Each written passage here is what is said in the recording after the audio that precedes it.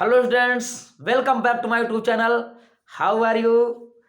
उम्मीद है हमें कि आप सभी अपने एग्जाम की प्रिपरेशन में बहुत ही बिजी चल रहे होंगे इस समय, इसलिए हम बहुत ज़्यादा आपका समय नहीं लेंगे। जैसा कि आप लोग जानते हैं कि आपके एग्जाम को सिर्फ 10 दिन शेष रह गए हैं, तो आपको कौन सी स्ट्रेटजी से पढ़ाई करनी है कि आप अच्छे से अच्छे अंक ला सकें। तो हम आपके बीच कुछ ऐसे पॉइंट्स रख रहा हूँ जो टॉपर्स की पॉइंट हैं, जो टॉप करते हैं, हर एग्जाम को टॉप करते हैं, क्वालिफाई बढ़िया नंबर के साथ करते हैं। तो उनके कुछ स्ट्रेटजी हैं, उन स्ट्रेटजी को हम आप लोगों के समक्ष रखते हैं कि आप ये स्ट्रेटजी अपना करके आप भी टॉप कर सकते हैं। मगर वो स्ट्रेटजी ये नहीं है, स्ट्रेटजी बहुत ही आसान है। जो भी टॉप करता है ये मत सोचिए कि बहुत हार्ड वर्क करता होगा, कुछ नहीं, हार्ड वर्क नहीं करता है। कुछ तो एक तरीके से उसकी माइंड तेज होती है, मगर वो उसके कुछ शेड्यूल होते हैं, उस शेड्यूल को आप अगर अपना लेते हैं तो आप भी हर हाल में एग्जाम को बढ़िया नंबर से पास कर पाएंगे। तो जो मैं बताऊंगा आप लोगों को टॉपिक्स, तो आपको लगेगा कि बहुत ही आसान टॉपिक्स है ये तो मैं हर हाल में कर लूंगा, मगर उसमें आप जब तक 100% नहीं देंगे, उसको सही ढंग से फॉलो नहीं करेंगे, तो इतना आसान नहीं है कि आप बढ़िया कर पाएँ।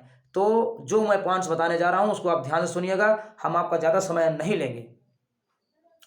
पहला पॉइंट है, सबसे पहला पॉइंट है कि अगर आप अभी तक अपना स्टडी रूम या स्टडी प्लेस नहीं तय कर पाए हैं कि हमें कहाँ पे पढ़ाई करनी है, तो सबसे पहले 10 दिन के लिए ही सही, मगर आप एक जगह ऐसा चयन कीजिए, सेलेक्ट कीजिए कि जहाँ पे आप अच्छे से बैठ के पढ़ सकें, वहाँ आपको कोई डिस्टर्ब ना कर सके। पहला पॉइंट यही है। दूसरा पॉइंट है कि सारे नोट्स, सारी बुक्स और अपना जो सिलेबस है, आपका टर्म 1 का जो सिलेबस है, आप उसको लिख करके अपने दीवार पे चिपका लीजिए, उसको देखते रहिए, उसको ही देख के आपको आगे की तैयारी करनी है। तीसरा पॉइंट है कि आप अपने से टाइम टेबल बनाएं, ना कि किसी के कहने पे। वैसे मैं टाइम टेबल बना दिया हूं आप लोगों के लिए, एक अच्छा सा टाइम टेबल है। मैंने ये हर सब्जेक्ट के लिए कितना समय उचित होना चाहिए, मैं इसको ध्यान में रख के टाइम टेबल बनाया है। उस टाइम टेबल को मैं अगले वीडियो में अपलोड करने वाला हूं, तो अगर आप वो टाइम टेबल देखना चाहते हैं, बहुत ही अच्छा टाइम टेबल बना है।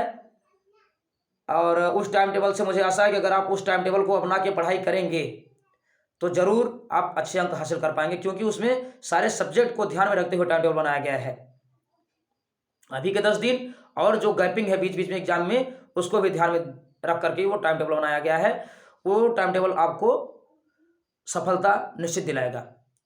मगर अगर आप अपने से टाइम टेबल बढ़िया से बना लेते हैं तो उससे अच्छी बात कुछ नहीं है, किसी के टाइम टेबल की आवश्यकता नहीं है आपको। तो जो टाइम टेबल आप बनाएं, ये तीसरा पॉइंट बता रहा हूं आपको, जो टाइम टेबल आप बनाएं कम से कम उसमें 8 घंटे समय दीजिए पढ़ने के लिए, आप तभी सफलता हासिल कर पाएंगे। एक बात भी कही गई है कि समय कम है, तो जब समय कम हो, जैसे कहा जाता है कि जब जिंदगी दांव पे लगी रहती है तो रफ्तार ऑटोमेटिकली दोगुनी हो जाती है। अगर कोई शेर खेदा है आपको तो आप दोगुनी रफ्तार से भागने लगते हैं। उसी प्रकार से जब समय कम बचा हुआ है तो आप अपने पढ़ने में भी समय ज्यादा दीजिए। चौथा पॉइंट है कि आप सबसे पहले तो जब एग्जाम आ जाता है तो लोग क्या करते हैं, बहुत ज़्यादा पढ़ने के चक्कर में कम सोते हैं या टाइम से भोजन नहीं लेते। तो इस बात को विशेष रूप से ध्यान देना है कि आप अपने भोजन पे विशेष रूप से ध्यान देंगे, और सोने का जो समय है कम से कम 6 घंटे हर हाल में आप प्रतिदिन सोएं, ये बात मत भूलें। पांचवा पॉइंट है कि कभी कभी रात में पढ़ते पढ़ते आप क्या करते हैं, आप लेजी हो जाते हैं, स्लीपी होने लगते हैं। तो उस समय आपको ध्यान देना है कि अभी आपको सोना नहीं है, क्योंकि अभी आपने 8 घंटे पढ़ा नहीं है, अभी आपने 8 घंटे पढ़ा नहीं है, इसलिए आपको लेजी नहीं होना है, आपको स्लीपी नहीं होना है। कब तक, जब तक अपना टारगेट नहीं कर पा रहे हैं आप। कोई जरूरी नहीं है कि 8 घंटे का टाइम टेबल बनाना है तो 8 घंटे ही पढ़ूंगा, मगर जो सिलेबस मुझे आज कंफर्म करना था, क्लियर करना था, उसको जब तक क्लियर नहीं कर लूंगा नहीं सोऊंगा। मगर सोऊंगा तो 6 घंटे सोऊंगा, ये भी ध्यान में रखना है, ठीक है। तो उसके लिए मैं आपको एक सरल तरीका बताता हूं कि जब आप पढ़ने बैठे तो आप अपने पास पानी रखे रहें। जैसे ही आलस लगती है, अब लगता है कि नहीं अब थक चुके हैं, अब जो है अब आराम कर लेते हैं, तो आराम करने लगेंगे तैसे आप सो जाएंगे। तो आपको आराम नहीं करना, उस समय थोड़ा सा टहल लीजिए, 1 गिलास पानी पी लीजिए। जैसे आप पानी पिएंगे तो आपके दिमाग कम से कम 15% तेजी से काम करना चालू कर देगी।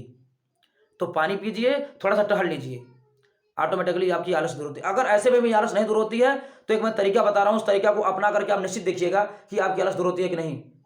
ऐसे ऐसे आप अपना हाथ रगड़िए खूब तेजी से जब तक गर्म ना हो जाए। गर्म हो जाता है तो फिर इस प्रकार से रगड़िए।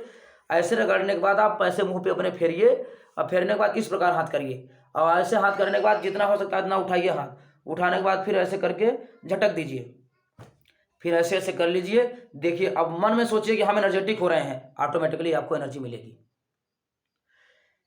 7वां पॉइंट है कि आप डर भगा दीजिए कि डर है, एग्जाम को लेकर के डरे नहीं, क्योंकि डर से आप असफल हो सकते हैं। डरे नहीं, जैसे सारे एग्जाम देते चले हैं उसी प्रकार से ये भी एग्जाम है, तो ऐसे एग्जाम है, मगर आपको ये थोड़ा सा टारगेट बना चलना है कि मैं ही टॉप करूंगा। 7वां पॉइंट हो गया।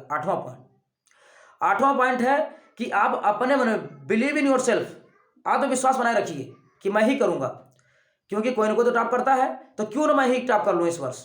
इतना मेहनत कर दो कि आप ही टॉपर बन जाओ।